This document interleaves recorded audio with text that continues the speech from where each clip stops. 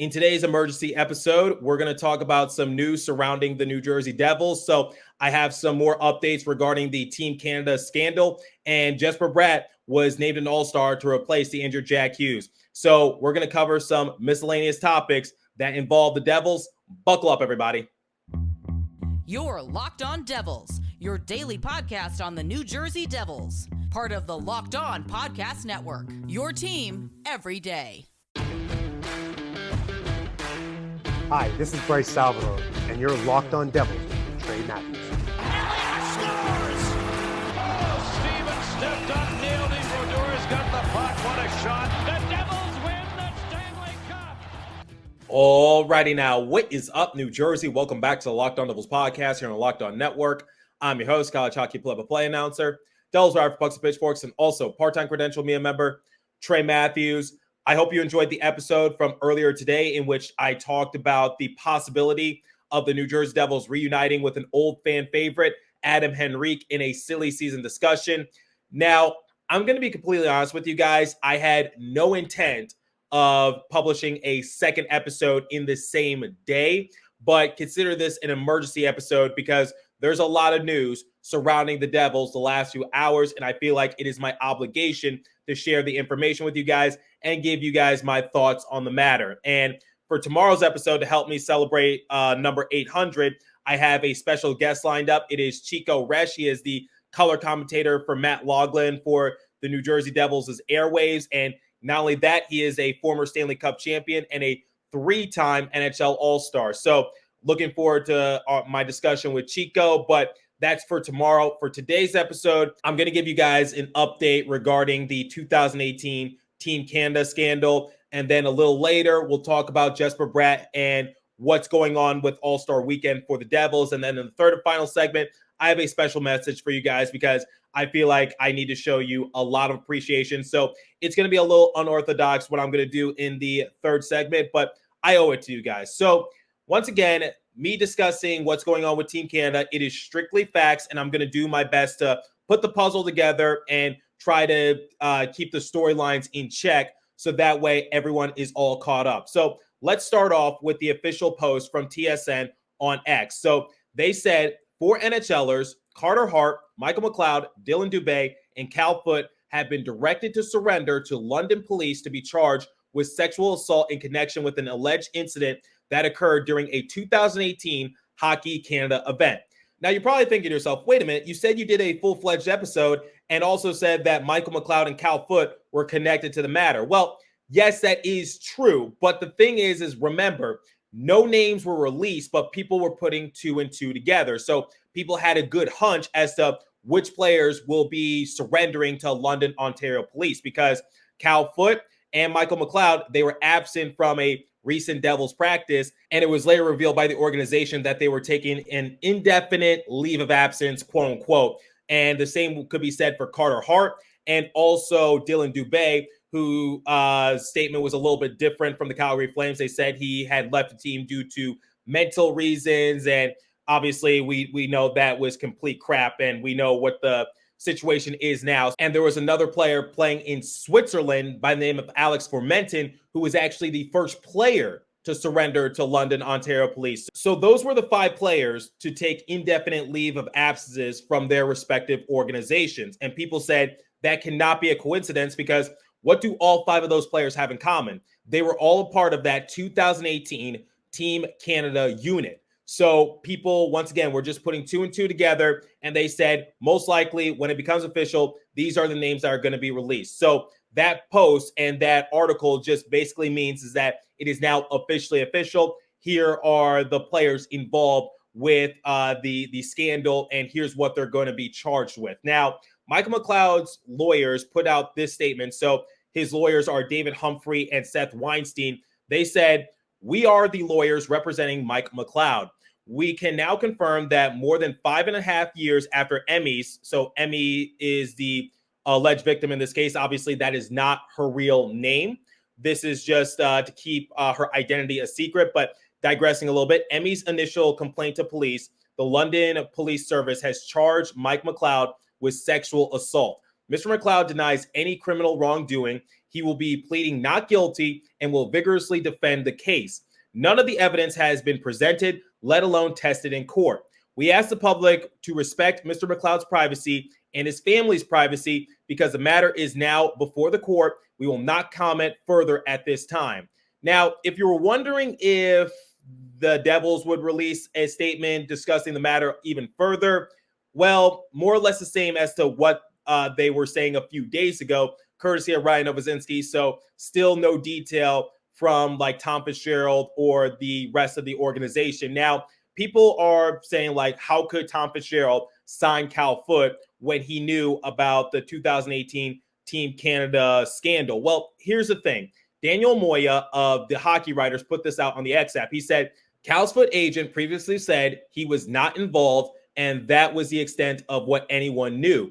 Tom Fitzgerald should not receive any blame for this. So once again, remember, players released statements saying they had no involvement with the situation whatsoever. The only player to not release a statement was Michael McLeod. So once again, I'm not going to speculate on today's episode on the matter. Just want to stick to the facts, but just wanted to share what Daniel Moya put out on his respective social media.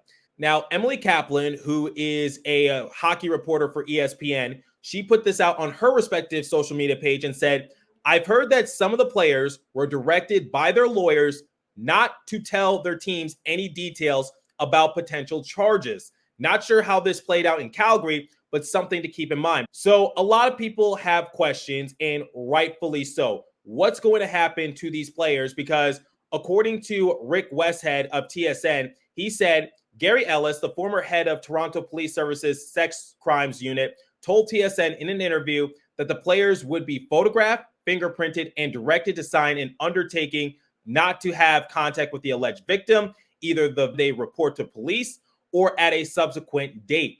Lawyers who specialize in criminal sexual assault cases have told me a trial in this case is unlikely before 2026. Now, you're probably thinking to yourself, because if you're like me and don't really know much about the law, you're probably thinking, wait a minute, does that mean we're going to have to wait until after 2026 to hear the fate for these players? Well, not entirely. I spoke with my colleagues over at Pucks and Pitchforks. That basically means that if this case does go to trial, so that's how the circumstance is panning out in that sort of aspect. Now, another question that people have is that what does this mean for the careers of Hart, McLeod, Foote, and Dubé? Well, according to Eric Macramala of TSN, he said, do not expect Carter Hart, Michael McLeod, Dylan Dubé, and Cal Foote to return to the NHL after being charged. The NHL is likely to place them on paid leave pending the disposition of the case. Depending on how the case resolves, the NHL could then discipline the players. Now, how would they discipline the players? Well, courtesy of Charlie O'Connor, who is a local Philadelphia writer, he shared this article courtesy of Chris Johnson and also Ian Mendez. The NHL commissioner has the right to suspend a player or terminate a contract or issue a fine for quote-unquote off-ice misconduct per the CBA. We'll see if that's the route Bettman takes after charges are filed. Now, obviously, I don't want to jump to conclusions or anything, but if I had to make an educated guess, I would say that the careers for those players that are listed in this case, I don't think they're going to play in the NHL ever again.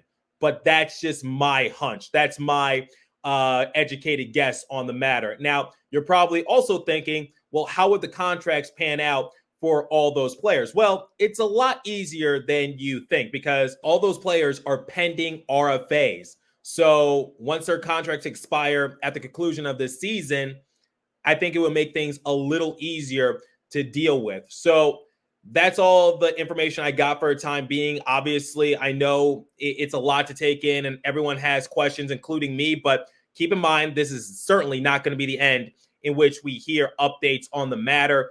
And remember that the London, Ontario Police, they will do a public press conference that will be streamed on Facebook Live on February 5th, shortly after All-Star Weekend. So always keep that in mind because we might get more information in that sort of regards. Now, I said that I didn't want to speculate, and I said that I want to stick to the facts, but if I just had to take a guess and if I just had to basically put everything together and how the circumstance is panning out, I would say that these players' NHL careers most likely done, but we'll see what happens. And I'm not the only person to report on that. So we're going to shift over to some other news regarding the Devils momentarily. But before we continue, let me tell you guys about FanDuel. So happy Super Bowl to all those who celebrate from FanDuel, America's #1 sportsbook. If you're like me, Super Bowl Sunday is all about scoring the best seat on the couch, grabbing your favorite football snacks, and placing some super bets. So FanDuel has so many ways that you can end the season with a W or 2 or 3. Not only can you bet on who will win Super Bowl 58, but FanDuel also has bets for which players will score a touchdown, how many points will be scored, and so much more. New customers join today, and you'll get a $200 bonus in bets in your first bet of $5 or more wins. Just visit FanDuel.com/lockedon to sign up. That's FanDuel.com/lockedon. Make every moment more with FanDuel, an official sportsbook partner of the NFL. Please remember to gamble responsibly. Okay, so like I said, I've already done a full-fledged episode on the Team Canada scandal, and if you want to check out my opinions and thoughts on the matter, I will leave a link to that episode in the description. And I want to shift over to another bit of news regarding the Devils, and that is Jesper Bratt being named an all-star to replace the injured Jack Hughes. Now, I talked about this in the episode earlier today, that it was possible that Jack Hughes could return during All-Star Weekend. In fact, I was one of the few people who said, yeah, I want him to participate in All-Star Weekend just because, like, it's been a while since he's played. There's really nothing to gain or nothing to lose if he suits up in the All-Star game. So I was hoping that he'd be ready to go because the Devils will have a tough challenge on February 6th when they take on the Colorado Avalanche. So I'm just saying, like, it's not going to get any easier from the Devils from here on out. And Jack Hughes hasn't played in almost a month. So why don't you get him some action just so he's ready to go? But it's been revealed that he will not participate in the All-Star game nor the skills challenge. Matt Barzal will replace him in the skills challenge, and Jesper Bratt will take his place in the All-Star game. Now, the thing is that the Devils now have 4 current All-Stars on their roster. So Nico Hischier, he was an All-Star in 2020. Jack Hughes is still a 3-time All-Star, 2022, 2023, and 2024. Timo Meier was an All-Star in 2022, and now Jesper Bratt is an All-Star in 2024. Goes to show you that the Devils have a lot of star power on the roster. Now, I remember doing an episode about this a little over a year ago in which I talked about the possibility of Jesper Bratt becoming an All-Star, and I said his main issue was that, similar to how the Devils played in December, his game started to decline a little bit, so he would have had to rely on the advanced analytics to get him into the All-Star game. But I think everyone amongst the Devils discourse knew how good Jesper Bratt was. And I said the narrative fits. He's still a very good player. He racks up a lot of points, and he has great speed. And I'll go into more detail momentarily. But according to Big Head Hockey on X, Big Headed Hockey put this out on the X app. They said, when looking at Jesper Bratt and his career up to this point, he was drafted in the 6th round in 2016 by the Devils as an undersized skilled winger.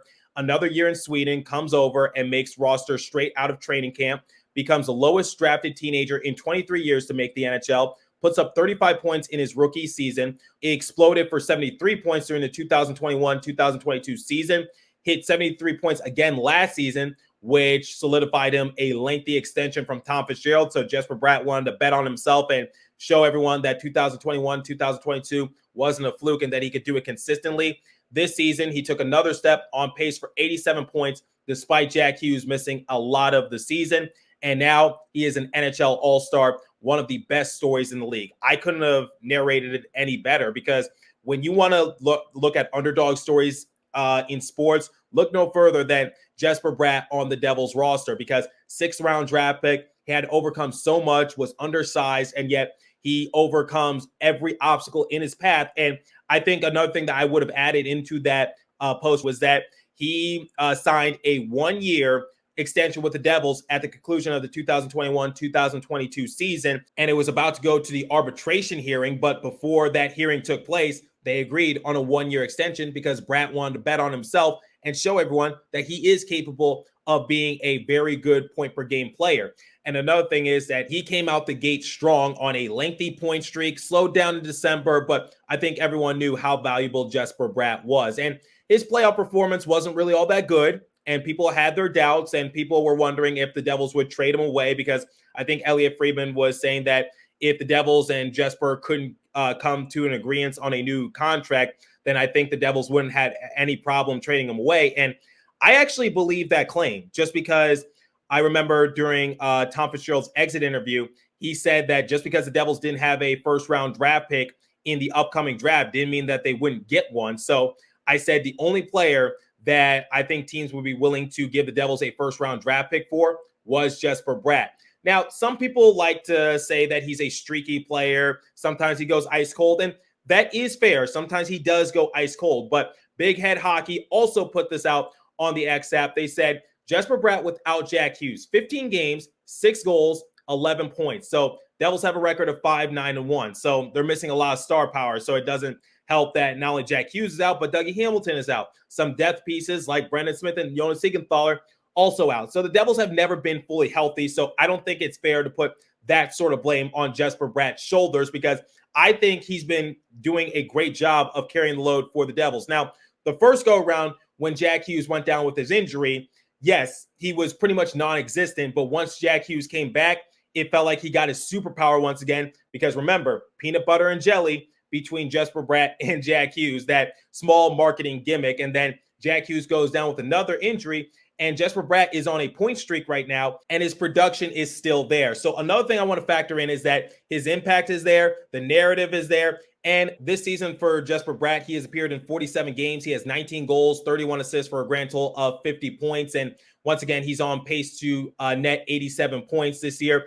I don't think him reaching 100 points is out of the realm of possibility. He would have to go on a hot streak, but it's still within striking distance. I don't think it's impossible. Is it likely? Probably not, but I still think it's very possible. So keep that in mind. So his impact is there. His narrative is there. But I think another thing that I want people to take into consideration is that he's sort of similar to Jack Hughes. He's not the same. He's not on the same playing field as Jack Hughes. No one take that out of context. It's just that he's similar, as in he has great speed, similar to Jack Hughes. And I think that's what makes those two so great with one another, is because they both have speed to burn and they can find each other on wide open opportunities. And Jesper Bratt has also been a big X factor on the power play for Devils. Obviously, it's gone downhill a little bit with Jack Hughes' absence, but make no mistake, with Jesper Bratt, Jack Hughes, also Luke Hughes, the Devils' power play was elite for a few months of the season for a reason. Now, they pretty much have hit a dry spell, but I'm sure they'll break out of it once players get healthy. So, as I said a little over a year ago, I think in my heart-to-heart, Jesper Bratt deserves to be an all-star, and he deserves the chance. So I'm glad he's getting it right now. And obviously, I hope Jack Hughes is ready to return come February 6th. But for the time being, Jesper Bratt will represent the Devils in the All-Star game, and it's rightfully earned. So Nico Hischier, Jack Hughes, now Jesper Bratt. Timo Meier was technically an all-star in 2022, but he was with the Sharks. So the original big three for the Devils, now all all-stars. And I think the league will start to take notice a little bit more, because I'm tired of people saying that Jesper Bratt is underrated. And I think he deserves more attention, more recognition for what he's capable of doing. Now, we're going to shift over into segment 3, in which I do something a little bit different, because I recently surpassed over 800 episodes. And I have a special guest lined up for tomorrow's episode.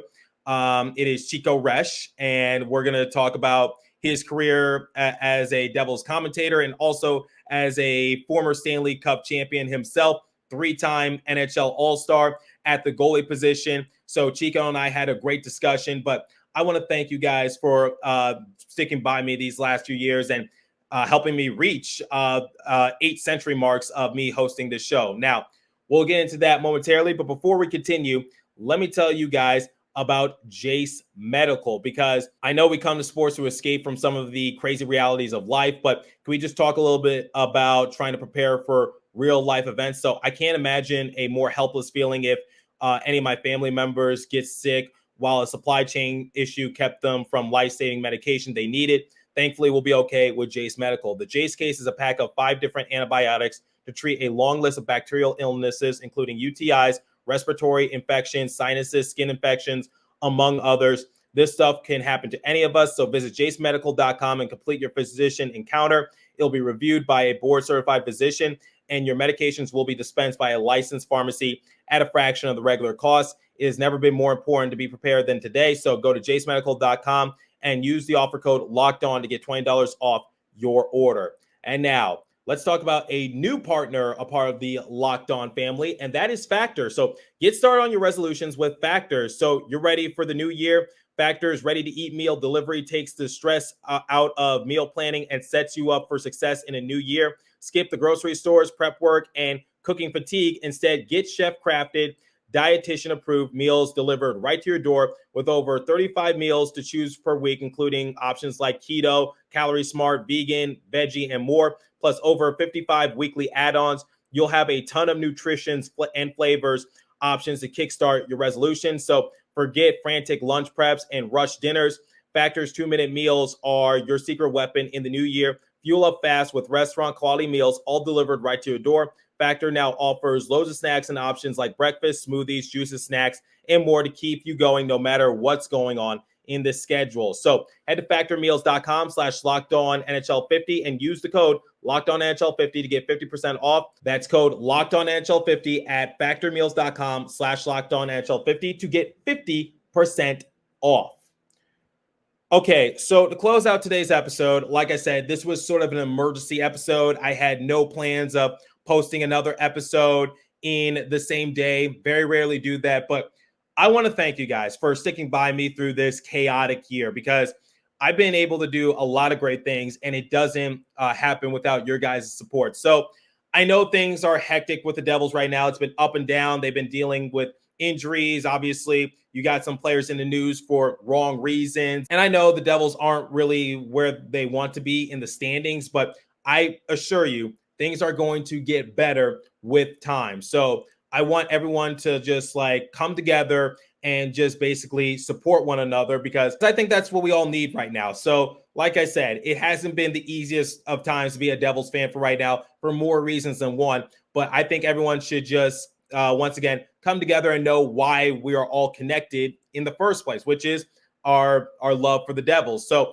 I just wanted to put that out there. Very simple, quick message. And like I said, this episode was a little unorthodox. I apologize if it was a bit of a downer once again, and I will give you guys more updates on the Team Canada scandal as the weeks progress. And I'm happy for Jesper Bratt that he's now an all-star, and now maybe he'll be given the right platform that he deserves to go from underrated to a player that I think deserves his respect in the NHL. So let me know what you guys think. What did you think about Jesper Bratt being named an all-star? And also, if you have any more questions about the Team Canada matter, I will do my best to answer it the best I can. Just keep in mind, I am not a police officer, nor am I a lawyer, so I can't really speak on certain aspects of it. I got to wait until the facts come out, but I know everyone is curious and wants to know, how is this going to pan out? For right now, we don't really know, but if you have any questions, shoot away, and I'll do my best to address it, and maybe everyone in the comment section can come together and try to